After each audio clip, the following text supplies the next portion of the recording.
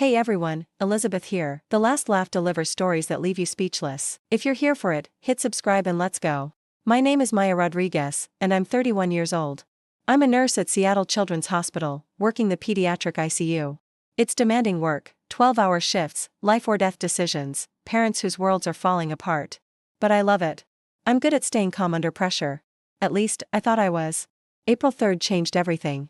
I was at Seattle-Tacoma Airport, waiting to board a red-eye to Miami for my best friend's wedding. Rachel had been planning this destination wedding for 2 years, and I'd promised I'd be there no matter what. I'd traded shifts, bought a new dress, even splurged on a direct flight instead of the usual budget connection through Dallas. Gate N7. Flight 237. Departure 11:45 p.m. The gate area was packed, spring break travelers, families with overtired kids, business people on laptops. I sat near the windows, watching planes take off into the night sky, sipping terrible airport coffee. My phone was at 23% battery. I'd forgotten my charger in my rush to leave the hospital after my shift. Typical.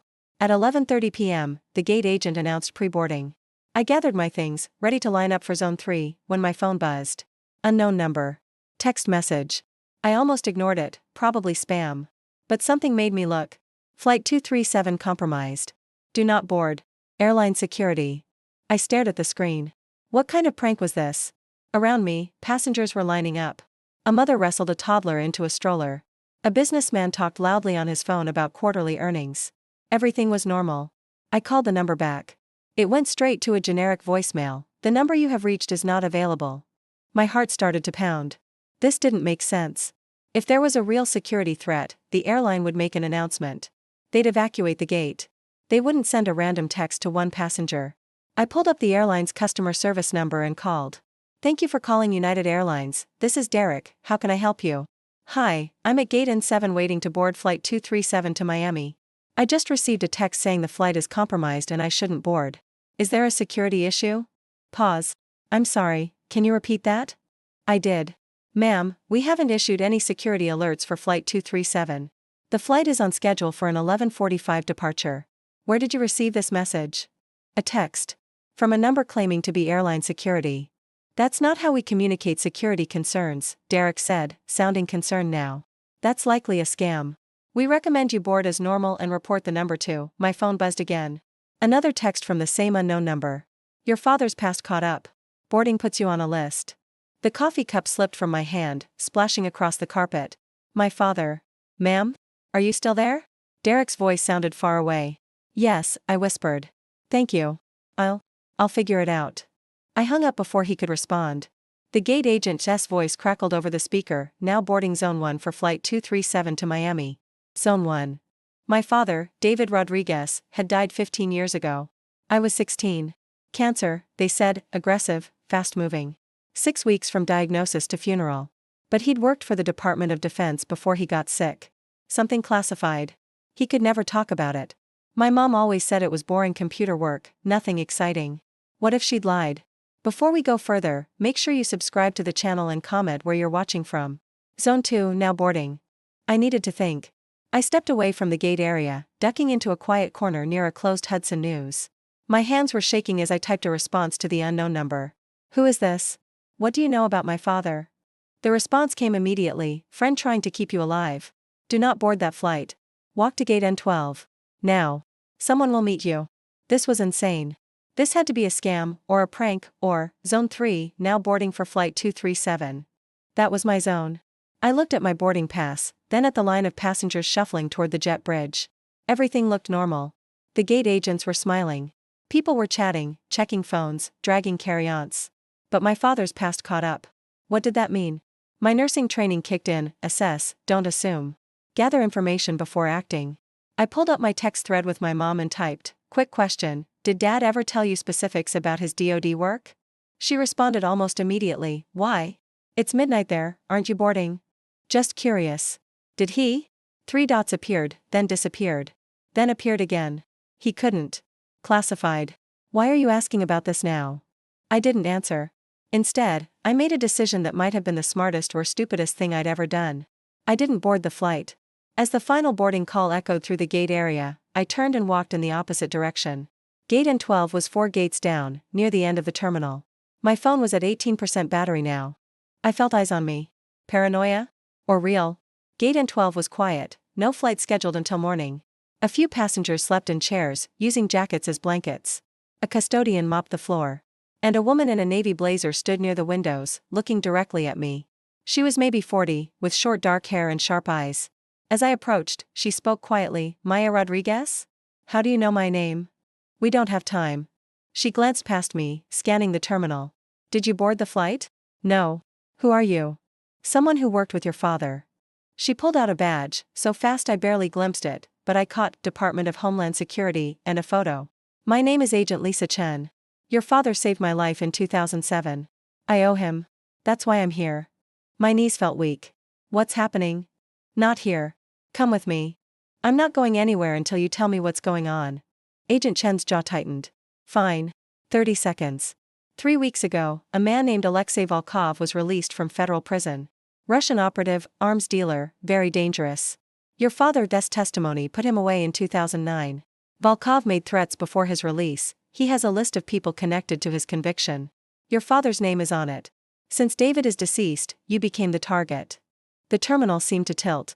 "Target for what?" "Elimination." She grabbed my arm. "Flight 237 was the trap. Volkov's people knew you'd be on it. Now, we need to move before." A man in a blue windbreaker appeared at the end of the concourse. He saw us and reached inside his jacket. "Run," Agent Chen said. She didn't have to tell me twice. We sprinted toward the main terminal, dodging sleepy passengers and cleaning carts. Behind us, I heard shouting. My carry-on bag banged against my hip. "Stay close," Chen commanded, pulling out her phone and radio simultaneously. "This is Agent Chen, DHS. I have the Rodriguez package. Hostiles in pursuit, Terminal N, need immediate backup." We burst through a door marked "Authorized Personnel Only" and thundered down a concrete stairwell. My lungs burned. 3 flights down, Chen yanked open another door, and we emerged into a baggage handling area, conveyor belts, luggage carts, airport workers in orange vests. A TSA agent looked up in alarm. "Hey, you can't be." "DHS," Chen barked, flashing her badge without stopping. "Lock down Terminal N, possible armed suspects." We ran through a maze of hallways I didn't know existed. Service corridors, maintenance areas, finally emerging near a security checkpoint from the opposite side. Chen pulled me into a small office filled with monitors showing security camera feeds. 2 TSA agents were inside, and they jumped up when we entered. "Code Black," Chen said, breathing hard. "Lock the door." One agent obeyed while the other spoke into his radio. I collapsed into a chair, my heart hammering so hard I thought I might pass out. "What the hell is happening?" I gasped. Chen was watching the monitors. "Volkov's people tracked you. They knew your flight, your seat assignment, everything. If you'd boarded that plane." She trailed off. "What would have happened?" She mid my ice. "We found evidence of a device planted in the overhead bin above your assigned seat. Row 23, seat A. It was set to detonate 2 hours into the flight." I was going to be sick. "But the flight, I managed." "All those people. They're boarding right now." "Already handled," Chen interrupted, pointing at one of the monitors. I could see Gate N7. Federal agents in tactical gear were clearing the area. Passengers were being evacuated, some looking annoyed, others frightened. "We've known about the threat for 36 hours, Chen said, "but we couldn't just cancel the flight. That would tip off Volkov's people that we were onto them. We needed you to act naturally, to show up at the gate like you were boarding. That's why I couldn't contact you earlier." "The text message, that was you?" "Yes. We had to wait until the last possible moment to warn you. If we'd told you sooner, you might have acted differently, raised suspicions. Volkov's people were watching you since you arrived at the airport." I thought about the businessman on his phone, the mother with the stroller, the custodian mopping floors. How many of them had been watching me? "My friend's wedding," I said numbly. "I'm supposed to be in Miami tomorrow." "You're supposed to be alive," Chen said bluntly. "Everything else is secondary." Through the monitor, I watched bomb squad technicians board the plane. Passengers were being escorted to a different area of the terminal. The whole gate was now a crime scene. "How did they know I'd be on that specific flight?" I asked. "Your credit card. You bought the ticket 3 weeks ago. Volkov has connections, people who can access systems they shouldn't. The moment you purchased that ticket, you lit up on their radar." "But why me? My dad died 15 years ago. I was just a kid." Chen's expression softened slightly. "Your father didn't just testify against Volkov. He went undercover for 8 months to gather the evidence that convicted him. David Rodriguez was one of the best operatives the DoD ever had. Volkov swore revenge, but your father disappeared into witness protection before Volkov could act." Witness protection? You didn't know? Chen looked surprised. Your father's death, the cancer story. It was real, but you and your mother were relocated under new identities afterward. You were Maya Rodriguez before, but your birth name was Maya Kowalski. Your father was originally David Kowalski. The room spun. That's impossible. I have memories, school records, carefully constructed. Your mother knew. She agreed to it to keep you safe. I pulled out my phone with shaking hands and called my mom. She answered on the first ring. Maya? What's wrong? Mom. My voice cracked. Why didn't you tell me? Silence. Then, quietly, you know. Why didn't you tell me? To protect you. She was crying now. Your father made me promise. He said if you didn't know, you'd be safer. You could have a normal life. He died protecting that secret, Maya. Protecting you. I couldn't speak. Tears streamed down my face. I'm sorry, my mom sobbed. I'm so sorry. Are you safe? Where are you? I'm with DHS. I couldn't say it. Mom, they tried to kill me tonight. Oh God. Oh my God. Agent Chen gently took the phone. Mrs. Rodriguez? This is Agent Lisa Chen, Department of Homeland Security. Your daughter is safe. We have her in protective custody. I need you to stay where you are. I'm sending agents to your location now. She hung up and handed the phone back to me. Your mother is being taken into protective custody as well. Volkov won't stop with just you. How many people are on this list? I asked. 12 names. Your father's team and their families. 3 are already dead, made to look like accidents. That's how we realized Volkov was active again. 3 people dead. And I'd almost been the 4th. Through the monitors, I watched the bomb squad carefully remove something from the overhead bin. Even from the grainy camera feed, I could see the technicians' careful movements, the way they treated the object like it might explode at any moment. Because it might have. At 35,000 feet. With me directly underneath it. Subscribe now if you want to hear how this ends, and comment below where you're watching from. We need to move you, Chen said, checking her phone. We have a safe house in Seattle. You'll stay there until we round up Volkov's network. How long? Days? Maybe weeks. I can't just disappear. I have patience, responsibilities. You have a life to preserve, Chen interrupted. Everything else comes second. The door opened. 2 federal agents entered, a tall black man and a shorter Asian woman, both in dark suits and tactical vests. Package secure? The man asked. Secure, Chen confirmed. This is Agent Marcus Webb and Agent Kim Park. They'll escort you to the safe house. Agent Webb gave me a kind smile. Ms. Rodriguez. You did good tonight. Trusting that text took guts. I almost didn't, I admitted. But you did, Agent Park said. That's what matters. They led me through more service corridors, finally emerging in an underground parking garage. A black SUV waited, engine running. Park climbed in the driver's seat while Webb opened the back door for me. Agent Chen appeared at my side. One more thing. The device on the plane, it wasn't just meant to kill you. It was designed to kill everyone on board. 237 passengers and crew. Volkov wanted to make a statement. I felt cold. All those people are alive because you listened to your instincts. Because you didn't board. The bomb squad can disable the device now that the plane is empty. But if you'd been on board, if we'd had to let the flight take off to maintain cover. She didn't finish. 237 people. Families. Kids. People going to weddings and funerals and business meetings. Your father would be proud, Chen said quietly. He spent his life protecting people. Tonight, you did the same. The drive to the safe house took 40 minutes. We left the airport, wound through Seattle's streets, finally pulled up to a nondescript townhouse in a quiet residential neighborhood. Inside, it looked like a normal home, couch, TV, kitchen. But I noticed the reinforced windows, the security cameras, the panic buttons by every door. Agent Park showed me to a bedroom. Try to get some rest. We'll have updates in the morning. But I couldn't rest. I sat on the bed, my mind racing. My entire life had been a lie. My name, my history, my father's death, all carefully constructed to keep me safe from a Russian arms dealer's revenge. And tonight, that revenge had almost succeeded. I called Rachel in Miami. It was 4 a.m. there, but she answered immediately. Maya. Where are you? You didn't board the flight in. I can't make the wedding, I interrupted. I'm so sorry, Rach. Something happened. I can't explain right now, but I'm safe. What? Maya, what's going on? I promise I'll tell you everything when I can. But I need you to know I love you, and I'm so sorry I'm missing your day. She was crying now. I don't care about the wedding. Are you okay? You're scaring me. I'm okay. I promise. I can't be there. We talked for a few more minutes, then I hung up before I could tell her too much. The FBI had been clear: tell no one where I was or what had happened. I finally fell asleep around 6 a.m., still in my clothes. When I woke, sunlight streamed through the reinforced windows. Agent Webb was in the kitchen making coffee. "Morning," he said. "We have news." I sat at the kitchen table, accepting the coffee mug gratefully. Agent Chen arrived moments later, carrying a tablet. "We raided 5 locations overnight," she said without preamble. Volkov's safe house in Tacoma, 2 apartments in Seattle, a warehouse in Everett, and a storage unit in Bellevue. We arrested 11 people, including Alexei Volkov himself. Relief flooded through me. He's in custody? As of 3 a.m. He'll never see the outside of a federal prison again. Chen set the tablet on the table, showing me photos of the raids. Armed federal agents, suspects in handcuffs, evidence bags. The device from the plane was military grade, she continued. Powerful enough to destroy the aircraft. We also found evidence of the 3 previous murders, your father's former colleagues. Volkov kept records, presumably as trophies. I felt sick again. And the others on the list? All in protective custody now.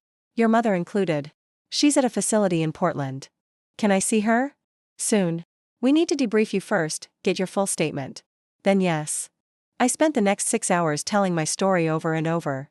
The text message, the decision not to board, the chase through the airport. Federal agents, prosecutors, Homeland Security officials, they all wanted every detail. Finally, around 4 p.m., they drove me to the facility where my mom was being held. She looked smaller than I remembered, sitting in a generic conference room with a cup of tea. When she saw me, she stood so fast her chair tipped over. "Maya." We collapsed into each other's arms, both sobbing. "I'm sorry," she kept saying. "I'm so sorry I lied to you. You were protecting me," I managed through tears. "I understand now." We talked for hours. She told me about my father, the real story. How he'd infiltrated Volkov's organization, the risks he'd taken, the lives he'd saved. How the cancer diagnosis had come just after Volkov's trial, and how they'd used his death to disappear us completely. "He loved you so much," she said. "Everything he did was to give you a normal life. A safe life." "I wish I'd known him," I whispered. "The real him." "You did, in the ways that mattered. He was still your dad. The rest was just his other life." Over the next 2 weeks, the FBI dismantled what remained of Volkov's network. 17 arrests total across 4 states. They found evidence of planned attacks on 6 other people from my father's team. My decision not to board that flight had triggered a chain reaction. The FBI had been tracking Volkov, but they needed him to make a move before they could act. My presence at the airport, and subsequent disappearance, had forced his hand. Agent Chen visited me at the safe house with the final update. "It's over," she said. "Volkov and his associates are facing terrorism charges, conspiracy to commit murder, weapons trafficking, the list goes on. None of them are getting out. So I can go home?" "You can go home." She smiled. "Though we recommend some basic security measures. New locks, security system, awareness of your surroundings." "I'm a nurse," I said. "I'm used to being aware. This is different. But yes, you can reclaim your life." The hospital welcomed me back with flowers and a cake that said, "Glad you're safe." My supervisor pulled me aside. "Whatever you were involved in, we don't need details. Just glad you're okay. Take all the time you need before coming back to the floor." But I wanted to work. I needed normalcy, routine, the familiar rhythm of 12-hour shifts and saving lives. 2 months after the flight I didn't board, I received a letter. It was from Agent Chen. "Dear Maya, I wanted to write and tell you something I didn't get to say in person. Your father, David, was one of the best people I ever worked with. He wasn't just a skilled operative, he was genuinely good. He cared about people. He risked everything to protect strangers. That same quality lives in you. The way you trusted your instincts that night, the way you chose to believe a warning from an unknown number, that took courage. Many people would have ignored it, would have boarded the plane thinking it was a prank or a scam. You saved 237 lives that night. The bomb squad confirmed the device would have detonated over Nebraska, roughly 2 hours into the flight. Everyone on board would have died. Your father spent his career protecting people he never met. You did the same thing, even though you didn't know it at the time. He would be incredibly proud of you.